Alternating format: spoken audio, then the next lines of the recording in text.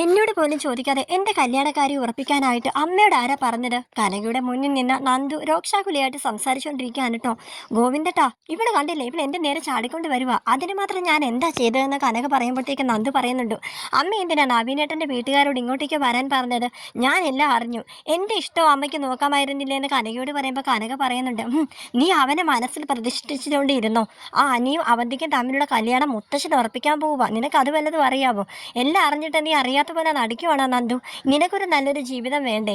അനി അവന്തിക്ക് കെട്ടി സുഖമായിട്ട് ജീവിക്കും. നീ ഇങ്ങനെ ഒറ്റത്തടി പോലെ ഇങ്ങനെ നടക്കാനാണോ നിന്റെ ഭാവമെന്ന് ഇങ്ങനെ കനക ചോദിക്കാൻ കേട്ടോ. നന്ദു പറയാണ്, ഞാൻ വിവാഹമേ കഴിക്കുന്നില്ല, ഇപ്പോൾ എല്ലാവരും പ്രശ്നം തീരുമല്ലോ എന്നിങ്ങനെ പറഞ്ഞ മുറിയിലോട്ട് വഴക്കുണ്ടാക്കി അവിടെ കയറി കഥ കടച്ച് ഇങ്ങനെ ഇരിക്കാൻ കേട്ടോ. കനക, എൻ്റെ നന്ദുമ്പോൾ നീ ഒന്ന് കഥക് തുറക്കെന്നും പറഞ്ഞിരിക്കുകയാണ്. അവളെ കഥക് തുറക്കാതെ ഭയങ്കര ദേഷ്യത്തോടെ ഇരിക്കുകയാണ്. ഗോവിന്ദേട്ടൻ ഇങ്ങോട്ടൊന്ന് വാന്നും പറഞ്ഞുകൊണ്ട് കനക വിളിക്കുമ്പോഴത്തേക്കും ഗോവിന്ദേട്ടനാണ് കനകനെ വഴക്ക് പറയാണ്. നീ അല്ലെങ്കിൽ എന്ത് പരിപാടിയാണ് കാണിച്ചത്? ഞാൻ അപ്പോഴേ പറഞ്ഞതല്ലേ മോളുടെ ഇഷ്ടമാണെന്ന് വലുതെന്ന്. നീ മോളുടെ ഒരു അഭിപ്രായം ചോദിക്കണ്ടേ? എന്നിട്ട് വേണ്ട അവരോട് ഇങ്ങോട്ട് വരാനൊക്കെ പറയണ്ടെന്ന് പറയാണ്. അങ്ങനെ കനക പറയുന്നുണ്ട്, ഞാൻ എന്നാൽ നവീൻ്റെ വീട്ടുകാരോട് വിളിച്ച് പറയാം ഇങ്ങോട്ടേക്ക് വരണ്ടെന്ന്. അപ്പോൾ പിന്നെ പ്രശ്നം തീരുമല്ലോ എന്നൊക്കെ പറഞ്ഞിട്ട് കനകയും ദേഷ്യപ്പെട്ട് പോവാണ് കേട്ടോ. അങ്ങനെ നന്ദു വാതിൽ തുറന്ന് വരുന്നുണ്ട്. അച്ഛാ, ഈ അമ്മയുടെ കാര്യം കൊണ്ട് ഞാൻ തോറ്റു. ഞാൻ എന്തിനാ സത്യം പറഞ്ഞ് ഇനി ജീവിച്ചിരിക്കുന്നത്? എൻ്റെ അഭിപ്രായത്തിന് ഒരു വിലയില്ലേന്ന് നന്ദു ചോദിക്കാൻ കേട്ടോ. എനിക്ക് അനിയെ ഇഷ്ടമാണ്, എനിക്ക് എൻ്റെ തിരിച്ചും ഇഷ്ടമാണ്. പക്ഷേ ഞങ്ങളുടെ ഇഷ്ടം ഉള്ളിൽ ഒതുക്കിയാണ് ജീവിക്കുന്നത്. ആരും ഞങ്ങളെ ഒന്നിപ്പിക്കുന്നില്ല. പക്ഷേ വേറൊരാളെ മനസ്സിൽ പോലും ചിന്തിക്കാനായിട്ട് എനിക്ക് പറ്റത്തില്ല. എനിക്കറിയാം അനിയനും എന്നെയും ചേർത്ത് അച്ഛൻ പല സ്ഥലങ്ങളിൽ കണ്ടിട്ടുണ്ടെന്ന്. അച്ഛൻ്റെ കൂട്ടുകാർ തന്നെ ഓരോരുത്തർ കണ്ടിട്ട് അച്ഛനോട് വന്ന് പലതും പറഞ്ഞിട്ടുണ്ടെന്നും എനിക്കറിയാം. അമ്മ അതൊക്കെ എന്നോട് പറഞ്ഞിരുന്നു. പക്ഷേ ഇതുവരെ അച്ഛൻ അതിനെപ്പറ്റി എന്നോട് ഒന്നും തന്നെ ചോദിച്ചിട്ടില്ല. അതെന്താ അച്ഛൻ അങ്ങനെ ചോദിക്കാതിരുന്നത്? അച്ഛൻ അറിയത്തില്ലേ അച്ഛൻ്റെ മകളുടെ മനസ്സിൽ എന്താ ഉള്ളതെന്ന്? അച്ഛൻ ഒരു പ്രാവശ്യമെങ്കിലും അച്ഛൻ എന്നോട് വന്നിട്ട്, മോളെ നിനക്കിപ്പോഴും അനിയെ ഇഷ്ടമാണോ, ഞാൻ നിങ്ങളുടെ വിവാഹം നടത്തി തരാമെന്ന് ഒരിക്കലെങ്കിലും ഒന്ന് പറഞ്ഞിട്ടുണ്ടോ എന്ന് ചോദിക്കുകയാണ്. എല്ലാവർക്കും പ്രശ്നം അനാമികമായിട്ടുള്ള ജീവിതം നയിച്ചുകൊണ്ടിരിക്കുകയാണ് അനി. അതുകൊണ്ട് നീ അവരുടെ ജീവിതത്തിലേക്ക് ഇനി ഒളിഞ്ഞു നോക്കരുത് എന്നൊക്കെയായിരുന്നല്ലോ മുമ്പ് പറഞ്ഞുകൊണ്ടിരുന്നത്. അനാമികയും അനിയുടെ ജീവിതത്തിൽ നിന്ന് പോയി കഴിഞ്ഞപ്പോൾ തൊട്ടും എന്നെയും അനിയനെ ചേർക്കണമെന്ന് ആർക്കെങ്കിലും ഉണ്ടായോ? ഞങ്ങളുടെ ഇഷ്ടം അറിയാമായിരുന്നിട്ടും ഈ രണ്ട് കുടുംബക്കാരും എന്തെങ്കിലും ചെയ്തിട്ടുണ്ടോ ഞങ്ങൾക്ക് വേണ്ടിയിട്ട്? ദാ ഇപ്പോൾ പാവം അനി അവൻ്റെ ഇഷ്ടം പോലും നോക്കാതെയാ മുത്തശ്ശൻ അവൻ്റെയായിട്ടുള്ള കല്യാണം ഉറപ്പിക്കാൻ പോകുന്നത്. ഞാനും അനി എന്ത് തെറ്റാ നിങ്ങളോടൊക്കെ ചെയ്തതെന്ന് പറയാൻ കേട്ടോ. എൻ്റെ ചേച്ചിമാരുടെ അനുഭവം എനിക്ക് വരുമെന്ന് ഓർത്തിട്ടില്ലേ നിങ്ങളൊക്കെ ഇങ്ങനെ പറയുന്നത്? ഞാനും അനി വേറൊരു വീട്ടിലേക്ക് താമസം മാറി അവിടെ കഴിഞ്ഞോളാം. അപ്പോൾ പിന്നെ ഒരു പ്രശ്നവും ഇല്ലല്ലോ എന്ന് നന്ദു അച്ഛനോട് പറയാൻ കേട്ടോ. നന്ദുവിൻ്റെ സങ്കടപ്പെട്ടുള്ള വാക്കുകൾ കേട്ടിട്ട് ഗോവിന്ദൻ്റെ മനസ്സ് അലിയുകയാണ് കേട്ടോ. എൻ്റെ മോളെ എന്ന് പറഞ്ഞിട്ട് നന്ദുവിനെ ഇങ്ങനെ കെട്ടിപ്പിടിച്ച് കരയാണ്. മോളെ, ഇനി ഞാൻ ആരുടെ ഒന്നും നോക്കുന്നില്ല. എൻ്റെ മോളുടെ ഇഷ്ടം അതാണ് എനിക്ക് വലുത്. മറ്റാരും സമ്മതിച്ചില്ലെങ്കിലും ഈ അച്ഛൻ, നന്ദുമോളുടെ അച്ഛൻ, നിങ്ങൾ തമ്മിലുള്ള വിവാഹം ഞാൻ നടത്തി തരുമെന്ന് ഗോവിന്ദൻ നന്ദുവിന് ഉറപ്പ് കൊടുക്കാൻ കേട്ടോ. അച്ഛാന്നും പറഞ്ഞിട്ട്, ഇത് സത്യമാണോ പറഞ്ഞത്? ഞാനിത് അനിയെ വിളിച്ച് പറയട്ടെ എന്നൊക്കെ പറയണം. അങ്ങനെ അനിയെ നന്ദു വിളിക്കുന്നുണ്ട്. നന്ദു, ഞാൻ അച്ഛനോട് സംസാരിച്ചു. എനിക്ക് എന്താണെന്നറിയത്തില്ലായിരുന്നു, ഭയങ്കര ദേഷ്യമായിരുന്നു. നീയും അവന്തികയും തമ്മിലുള്ള എൻഗേജ് വരെ മുടങ്ങിയിട്ടും ദാ ഇപ്പോൾ നവീനേട്ടൻ കാരണം എൻ്റെ ജീവിതത്തിലേക്ക് പിന്നെ പ്രശ്നങ്ങൾ വരാനായിട്ട് പോവുമായിരുന്നു. അങ്ങനെ എല്ലാം കൊണ്ട് ഭ്രാന്തി പിടിച്ച് ഞാൻ പൊട്ടിത്തെറിച്ച് അച്ഛനോട് സംസാരിച്ചു. ദാ ഇപ്പോൾ അച്ഛൻ തന്നെ എനിക്ക് വാക്ക് തന്നിരിക്കുക, നമ്മൾ തമ്മിൽ ഒന്നിക്കാനായിട്ട് അച്ഛൻ മുൻകൈ എടുത്തോളാന്ന്.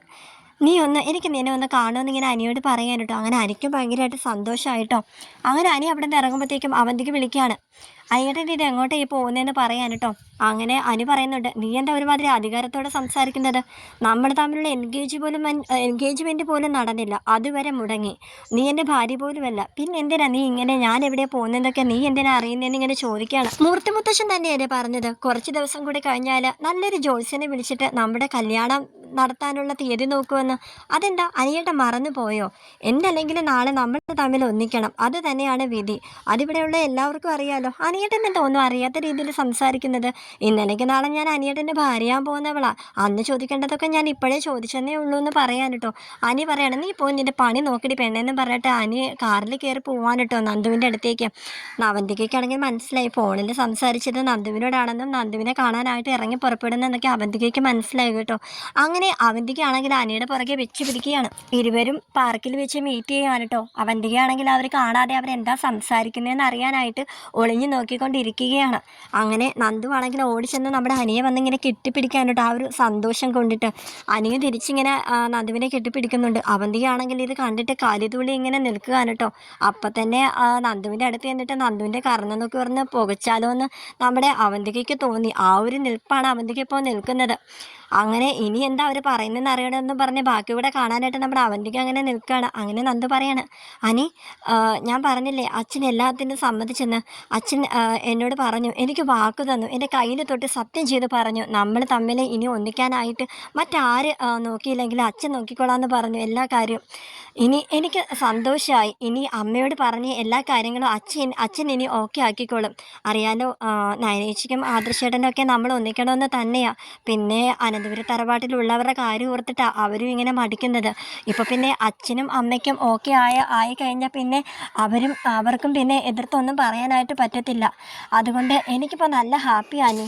ഇനി നമ്മൾ തമ്മിൽ പിരിയിക്കാനായിട്ട് ആര് വിചാരിച്ചാലും നടക്കത്തില്ല. അമ്മയും അച്ഛനും കൂടി ചെന്ന് മുത്തശ്ശനോട് കാര്യങ്ങളൊക്കെ സംസാരിക്കുവാണെങ്കിൽ അവന്തികയായിട്ടുള്ള കല്യാണത്തെ പറ്റി ഒന്നും മുത്തശ്ശൻ ഇനി നിന്നോട് പറയത്തില്ല.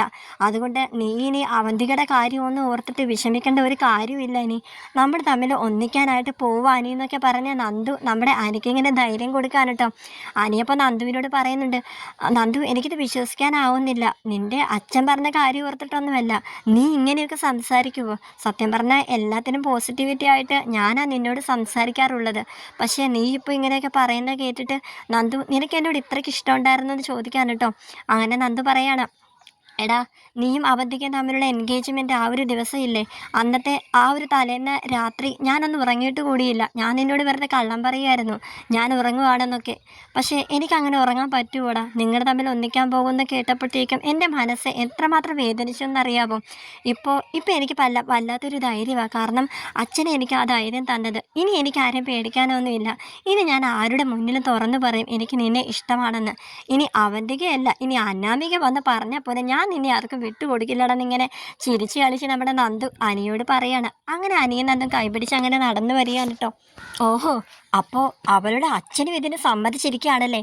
അങ്ങനെ അവന്തിക്ക് ഇതൊക്കെ കേട്ടിട്ട് കലിതുള്ളി പോവുകയാണ്. ഉടനെ തന്നെ നാഗേന്ദ്രനെ വിളിച്ചിട്ട് കാര്യങ്ങൾ പറയുന്നുണ്ട്. അച്ഛാ, ഇപ്പോൾ ആ നന്ദുവിൻ്റെ അച്ഛൻ ഗോവിന്ദൻ അയാൾ അവൾക്ക് സമ്മതം കൊടുത്തു എന്ന്. അനിയും നന്ദുവും തമ്മിലുള്ള കല്യാണം അയാൾ നടത്തി കൊടുക്കാന്ന് അത് വന്ന് അവനോട് പറയുന്നത് ഞാൻ എൻ്റെ കണ്ണുകൊണ്ട് കണ്ടു, കാതുകൊണ്ട് കേട്ടു അച്ഛാന്നൊക്കെ ഇങ്ങനെ നാഗേന്ദ്രനോട് പറയാണ്.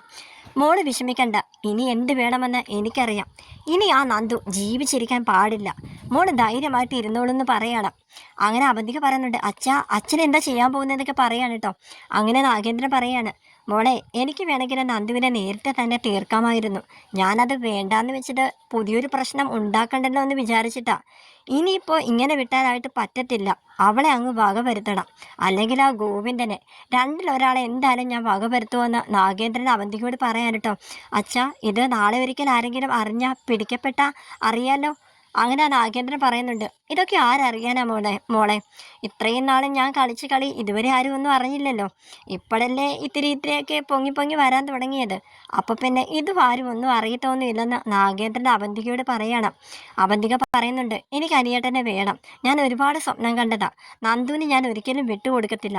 ആ അനാമിക അനിയുടെ ജീവിതത്തിൽ നിന്ന് പോയപ്പോൾ തൊട്ട് സമാധാനമായിരുന്നു. ഇപ്പോൾ ദാ നന്ദു വന്നിരിക്കുക. നന്ദു എല്ലാത്തിനും കാരണം. അവൾ ഇനി ജീവിച്ചിരിക്കണ്ട. അച്ഛൻ എന്താന്ന് വെച്ചാൽ ചെയ്തോ, പക്ഷേ ആരും ഒന്നും അറിയാനായിട്ട് പാടില്ല. ഇതിൻ്റെ പിന്നിൽ ഞാനും അച്ഛനും ഒക്കെ ആണെന്നുള്ള കാര്യം. എന്തായാലും ഞാൻ ഇതിനെപ്പറ്റി അഭിയേട്ടനോട് കൂടി ഒന്ന് സംസാരിക്കട്ടെ. അഭിയേട്ടൻ എന്താ പറയുന്നതെന്നൊന്ന് അറിയാലോ എന്ന് പറയാൻ കേട്ടോ. അങ്ങനെ നാഗേന്ദ്രൻ പറയുന്നുണ്ട്, നീ അഭിയോട് പറയുമ്പോഴത്തേക്കും നവ്യ ഇതൊന്നും അറിയരുത്.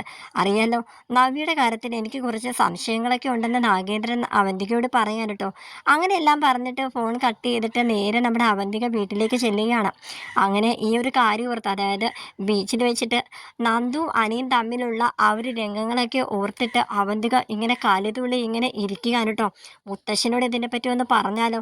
അങ്ങനെയാണെങ്കിൽ മുത്തശ്ശൻ അവളെ വിളിച്ചിട്ട് വാൺ ചെയ്യില്ല എന്നൊക്കെ ഇങ്ങനെ അവന്തിക ചിന്തിക്കുന്നുണ്ടെങ്കിലും വേണ്ട വേണ്ട, ഇപ്പോൾ ഇതിനെപ്പറ്റി ഒന്നും മുത്തശ്ശനെ അറിയിക്കാതിരിക്കുന്നതാണ് നല്ലത്.